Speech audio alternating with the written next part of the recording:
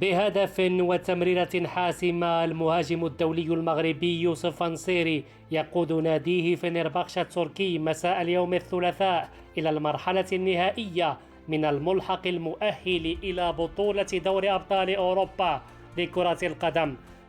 وصنع نصيري الهدف الثاني لفنربخشة عند الدقيقة الثانية من الوقت المحتسب، بديلا عن الضائع في الشوط الأول والذي حمل توقيع زميله دورا، وعاد وأحرز الهدف الرابع في الدقيقة 83 بتسديدة رائعة، لكن بقدمه اليمنى هذه المرة